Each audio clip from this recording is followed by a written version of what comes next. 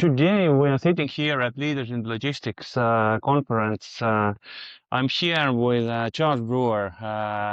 You are the Group, CEO of a very Malaysian. grand title, Group CEO of Post Malaysia. And for your audience, perhaps who aren't so familiar with Malaysia, Malaysia is a beautiful country in Southeast Asia, a population of about 30 million. Post Malaysia has been going 211 years.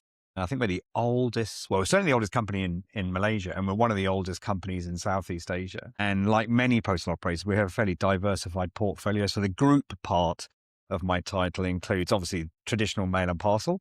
And then we have an aviation business, a logistics business, a pawnbroking business, a convenience store business, and many other bits in between. So we have a fairly broad and diverse set, but still, I would say 80 or 90% of my day is where's the letters, where's the parcels, how do we get cost out, how do we get our service up, all the usual stuff that you know. But it's not that you have been there always. You have been in very different countries, different continents. Just a brief background. Where Yeah. have you been doing logistics? My wife, who's Malaysian, she refers to me rather cutely. I think it's also, I think she's taken the mickey a bit, but she calls me International Man of Mystery.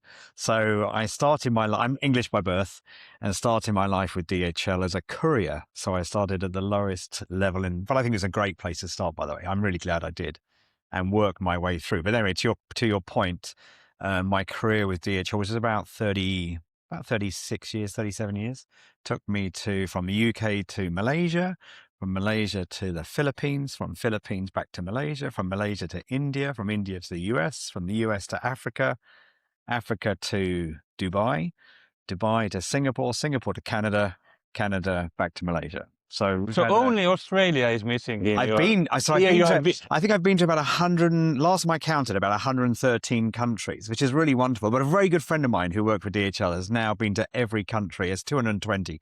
He's been to every country, so I'm away from him. But I've been to about 113, including Australia. So I love it. I've had a really fortunate life from that perspective. I'm very, very fortunate. But talking about the logistics and last mile delivery in Malaysia, what is the differences what comes to Europe? What are the main differences that you... Many differences, and particularly in your sphere, with lockers. So I get asked every time I come, and by the way, I'm here at Leaders in Logistics, as we were discussing before we started recording. I love coming to these events, and I love coming to them because I learn. I know as much about lockers to be dangerous, but I learn when I come to these events about what really goes into PUDO, lockers, location. So I love coming to these events to learn what's at the sort of the front of the wave of our industry.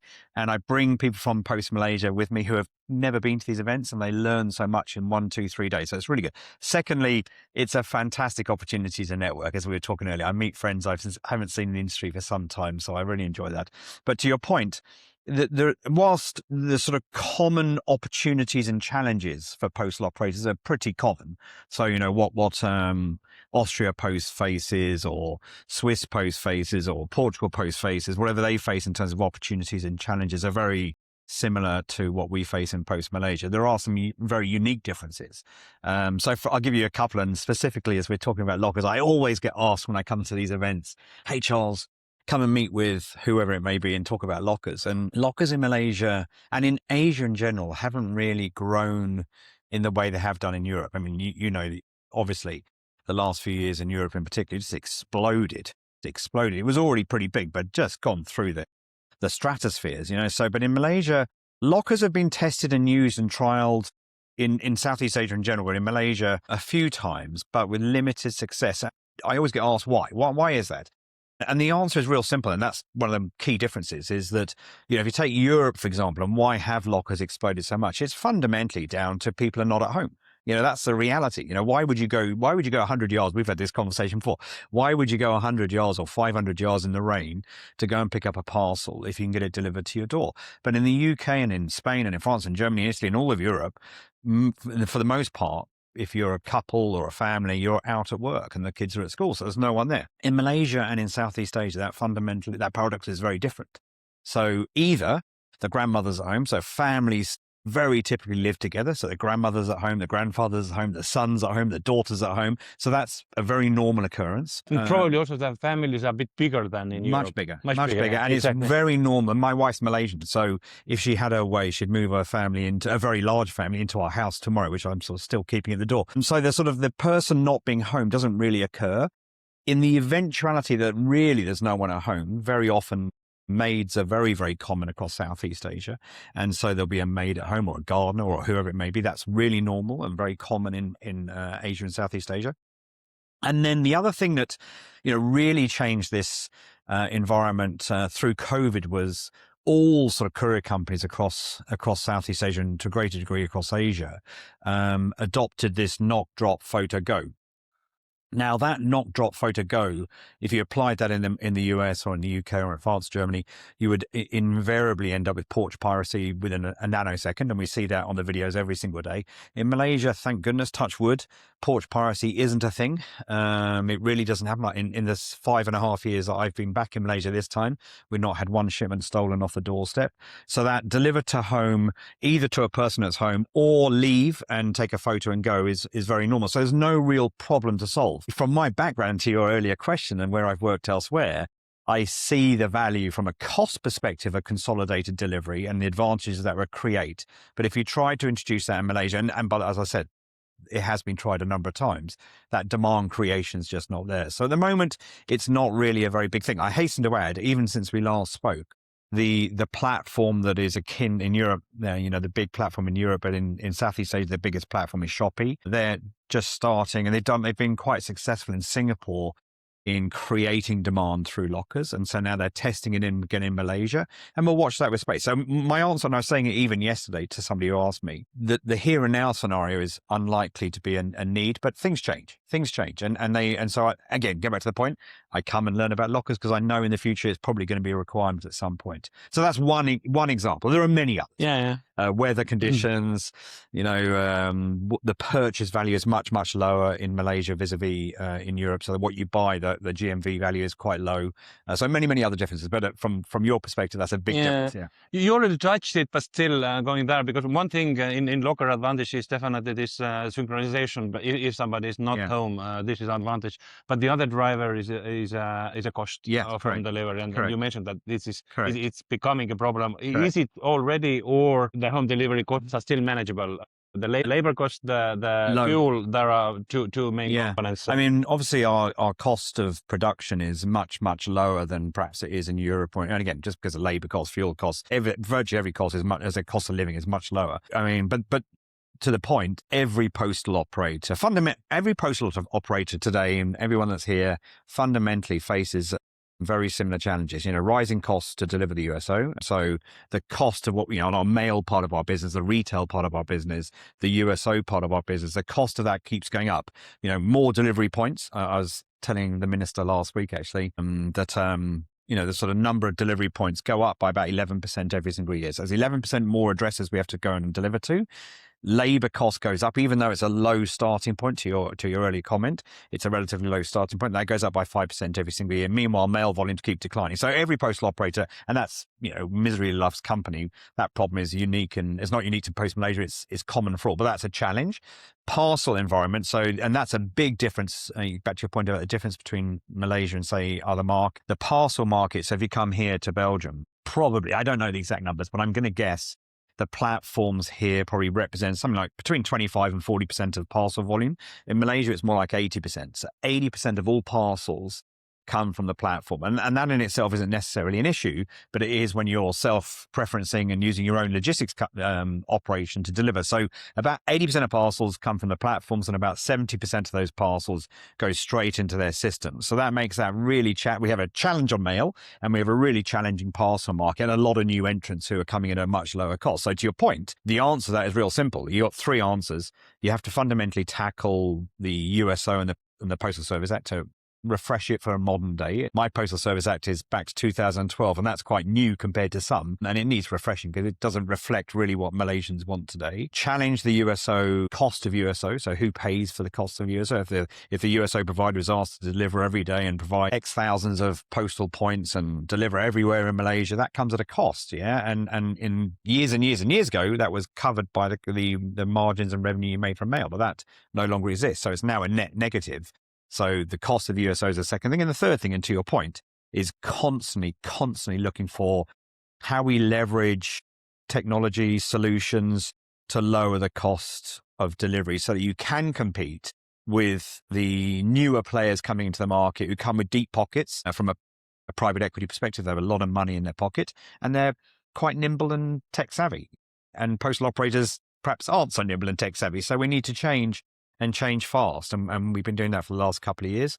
I need to go, as much as I love what we've done the last few years in terms of transformation, we need to go even harder and faster. We have to get to the front of the wave on all the things we see around us here, AI, digitalization, and leverage those new models and new approaches to provide a great service for our customers. You won't win if you don't provide a great service in the first place, at the right price, at the lowest cost, and making sure your employees are as happy as they can be. So lots and lots of work for us to do. But it's not, as I said, not unique to Post Malaysia. One of the benefits of coming, I get to talk to other CEOs from Post who are equally as depressed as I am. So all the usual stuff, yeah. What bothers me, or not bothers, but actually I'm very happy about that, what happened this January, and now I'm talking about this FedEx-InPost deal. Just asking your background, you know the area from both sides.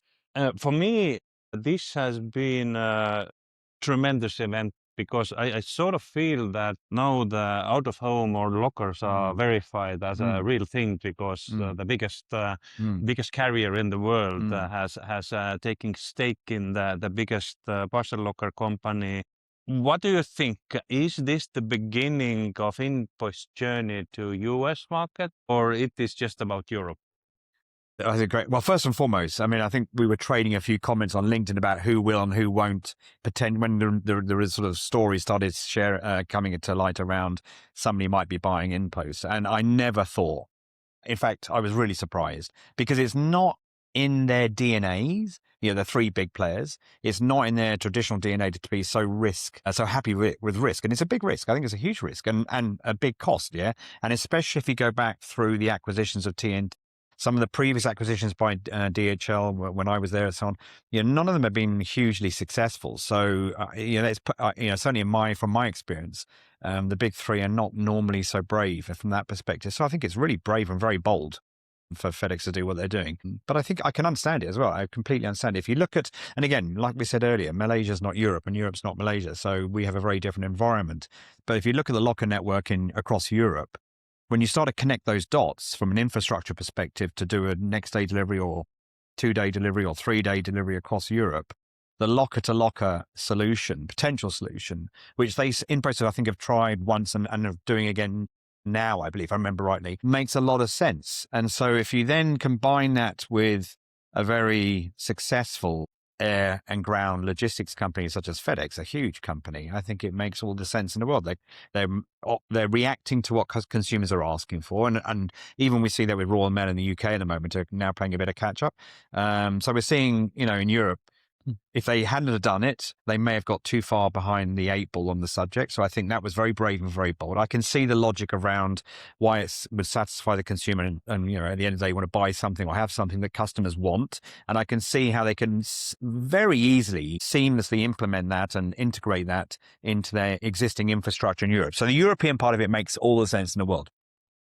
The US part, and again, I spent 4 years in the US, and I was talking to somebody yesterday on the same subject. As far as I know, it's similar to Southeast Asia. Lockers are not, they have lockers, and there are lots of them, by the way. It's not like a small number, it's a big number. But to-door is still the general preference of most Americans. And I think for similar reasons to what I said, the consumer doesn't quite get. In Canada is different, by the way. Canada with community mailboxes is a very, very different story, a wonderful story, the community mailboxes. I think it's a fantastic initiative. But in the US, from what I understand, there isn't at the moment such a demand for out-of-home delivery network, but that can change. And if you look at the B2C, if you think about the dynamics of the US, it's B2C, Yeah, the weights of the shipments, returns, very high return rates, 20-25% return rates. Lockers would probably support that, along with PUDO, support that very sensibly. And FedEx have a PUDO network. So I think, I don't know the answer because I don't work for them, but it wouldn't surprise me if that was part of the play, was to leverage that knowledge for North America, not just US, Canada, I think equally, and Latin America too. You know, Mexico's a huge B2C market. Brazil's a huge B2C market. So if you leverage that same technology, the same experience and skills, I could see that being played out in North and South America. Absolutely. My bet is, I have actually had many bets yesterday on that. I think that exactly the returns and return boxes are the first products that might be deployed in US with that collaboration. Because yes, you are absolutely right. US market has been mastering home delivery to maximum. The only thing is the cost side, because the FedEx and UPS are struggling with the cost side, but they haven't solved return problem, and this might be where the lockers are coming to play. You know, there are not a lot of differences between how the US consumer behaves and perhaps the European consumer vis-a-vis. Yeah, there are differences between Asian consumers. I think the similarities are more close and more closely linked. So yeah, I mean, I see that potentially being a route that they would take. Yeah, but I'm sure they'll focus on, let's make Europe work first and integrate it, and learning from the experience with TNT. Let's make that work first and make sure that integrates as best as it possibly can. And I'm sure they're going to connect the dots between locker and locker from whether it's whether it's a deferred delivery product or an express delivery product. That seems to make a lot of sense too. So yeah, I think I was very excited by it. I think it's a really bold and brave move. I think the other two are probably sitting there now kicking themselves saying, why didn't we see that? Or maybe they're sitting there saying, well, maybe it won't go very well. Who knows? But and I'm sure there's many twists and turns to go. But I think generally speaking, good acquisition, yes. Absolutely. And then I'm happy that you mentioned this cross-border thing and locker to locker. I think that this is the very thing what we are missing in Europe, because we have very sophisticated local markets, and every country is having their own setup, and it works perfectly. But even the Vinted, let's say, the Vinted is local. They have every country different location. Just imagine how the market will expand if your second-hand product can be delivered with a reasonable cost to locker. So the market will explode with that. But coming to the conference, Leaders in Logistics, where we are, first day is over. You have been listening something. What stands out for you? Is there something interesting? Yeah, I mean, again, and again, I'm not paid to say this, but I thought the content was excellent. Again, like I said, I want a network and have a bit of fun, but fundamentally it's about learning. And what I really enjoyed yesterday, particularly in the morning actually, was the various presentations on AI and how that sort of, I mean, we all know the story. I mean, everybody's got the t-shirt, but learning how to apply it in your organization. Where are the wins? Where are the successes? Who's done it already? What's the playbook? And where can it be used? So I sat through, I was copiously taking notes and sending it to my team and photos and all the rest of it. So I think that's been really useful, particularly the AI piece.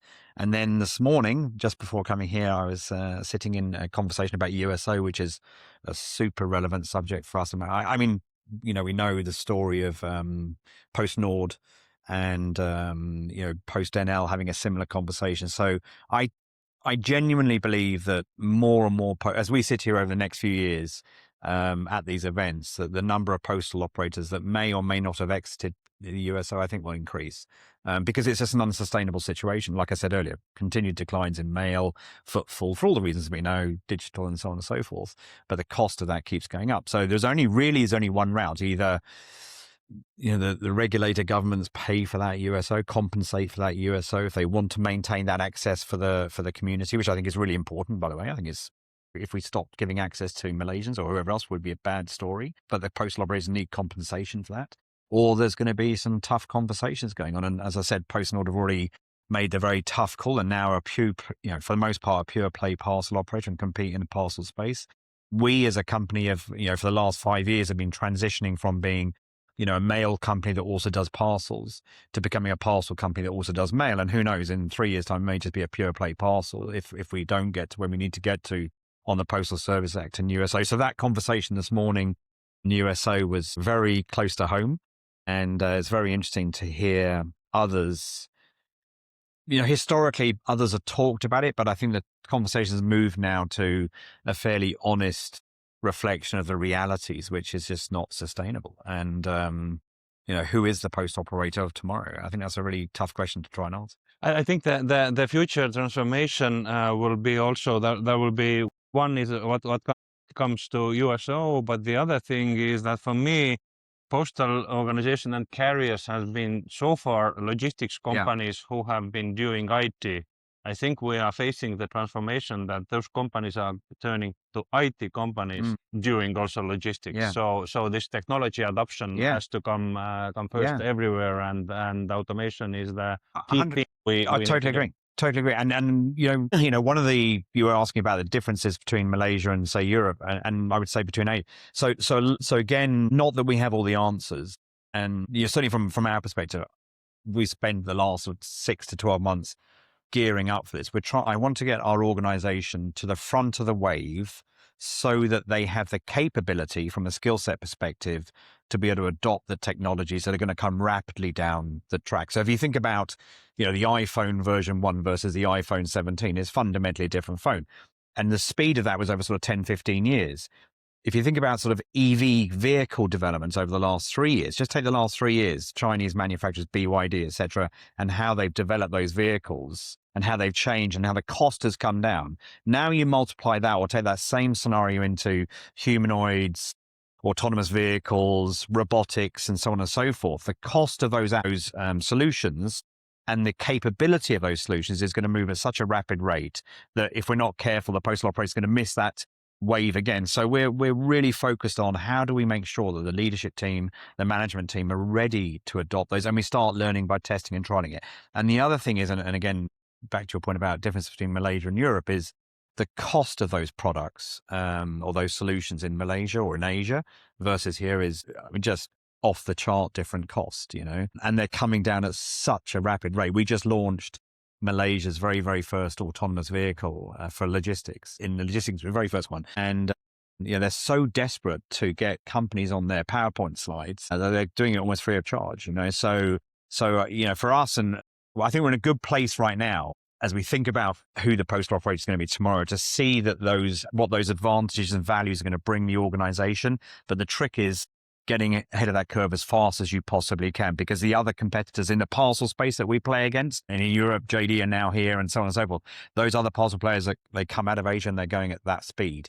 And we have to do the same or else we're going to get left behind again. So that's pretty exciting. It's good. I mean, a lot of challenges, lots of things that make people sometimes worried. But at the same time, from my perspective, I think also super exciting. The next 2 or 3 years for logistics, and I include postal operators in that conversation, I think if we grasp the nettle that presents itself to us, and particularly around digitalization, will allow us to have a unit cost that is significantly lower than what it is today, which allows us to have a sustainable business. Otherwise, I think we're at a tipping point. We've been in trouble here.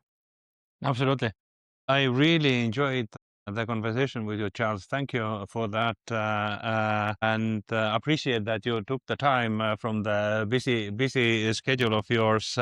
Hopefully, we will see soon again, sharing the notes about the changes. Likewise. And let's follow the development. Likewise, and thank you very much for the invitation. I appreciate it. Thank really. Thank you.